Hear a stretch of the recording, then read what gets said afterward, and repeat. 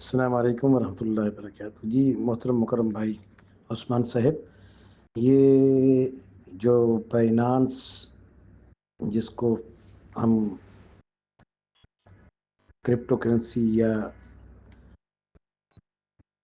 Virtual currency اور digital currency اس کے تحت جو لین دین کیا جاتا ہے، بائنانس جو آج کل مشہور و معروف ہے، اس میں بھی کئی قسمیں ہیں. اس میں جو فیوچر ہے اور لیوریج جو کرنسی کا لین دین ہے، اس میں چونکہ وہ فرضی طور پر اس کو مقرر کرتے ہیں اور اس کا وجود وہاں یعنی ایکسچینج میں ہوتا ہی نہیں ہے، اور پھر اچانک اتار چڑھاؤ ہو جاتا ہے، جس سے قمار کی شکل، جوئے کی شکل، جس کو ہم انگلش میں کیا کہہ سکتے ہیں کہ گیمبلنگ بھی اس کے اندر انوالو ہو جاتی ہے. اور اس لیے اس جیسی جس میں واضح پتہ ہی نہ ہو اور قبضہ بھی اس کا کم سے کم تسلیم قبضہ تو ہونا. تسلیم قبضہ کہتے ہیں جیسے ہم اے ٹی ایم میں پیسے بھیجتے ہیں تو وہ دوسرے تک پہنچ جاتے ہیں، دوسرے کے بینک میں کنورٹ ہو جاتے ہیں. اور اس میں یہ بھی نہیں ہوتا کہ وہ ہوا میں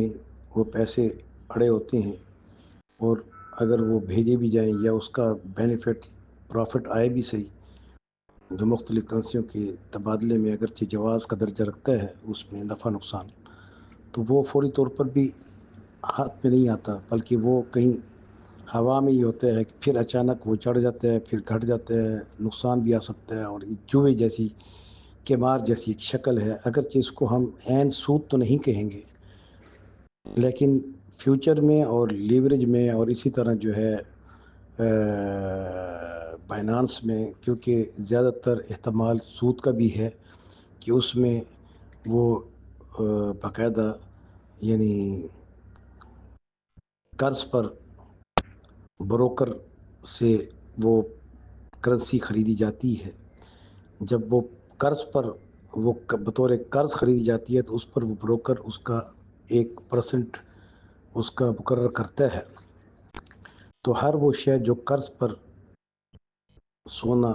چاندی یا کرنسی سمن کی شکل میں لی جائے اور اس پر کوئی فیس ہو یا اس کے اوپر کوئی یعنی پرافٹ وہ اپنا لگا کے وہ قرض دے، تو یہ سارا کل قرض جر منفیاتن فوربن کے حدیث کے تحت وہ سود ہو جاتا ہے. اگر بیانی یہ شکل ہے کہ بروکر کے ذریعے لے کے اس کے اوپر فیس کے نام پر وہ سود دیا جاتا ہے، یا بروکر اس کی باقاعدہ پرسنٹیج بنا کر اس کے اوپر وہ قرض دے دیتا ہے، تو یہ تو خالص چلنا سود ہو جائے گا.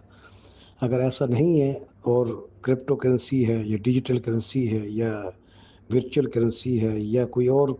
ایسی کرنسی ہیں جو کہ انٹرچینج کے ذریعے سے اگرچہ فوری قبضہ تو نہیں ہوتا، لیکن وہ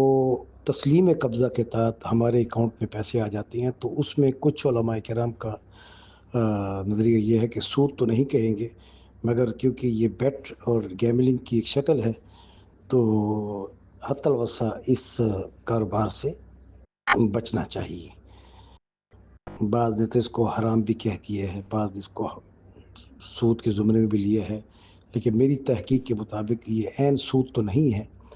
لیکن اگر بروکر سے لے گا تو پھر تو وہ اس کے اوپر پرسنٹیج مقرر کرے گا. بروکر جب پرسنٹیج دیتا ہے تو وہ سود ہی ہوتی ہے، تو وہ سود اس کو عطا کرنا پڑتا ہے. پھر وہ آپ کی کرنسی جو ہے بطور قرض آگے چلتی رہتی ہے، تو یہ سود پر ہی کاروبار ہوگا، جس میں لیوریج اور فیوچر کے اندر یہ پایا جاتا ہے.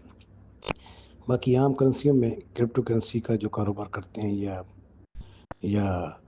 ورچوئل کا کرتے ہیں یا ڈیجیٹل جو بھی کرتے ہیں، تو اس میں قباحت پھر بھی ہے کہ حتی الوسع ان تمام کرنسیوں کا کاروبار کرنے سے رکا جائے. لیکن جہاں سود کا واضح عنصر موجود ہو تو وہ تو پھر حرام ہو جائے گا، پھر کی صورت میں اس کے جواز کی کوئی درجہ نہیں نکلتا. اللہ تعالی ہم سب کو صحیح معنی میں حلال تجارت کرنے سے حلال منافع برکت والا عطا فرمائے، آمین. آپ کا بھائی مفتی ڈاکٹر امداد اللہ محمود فرید، رئیس دار الافتاء جامعہ بازار العلوم، آرے بازار لاہور کینٹ، شریعہ adviser CPTH. MTJ central park Lahore.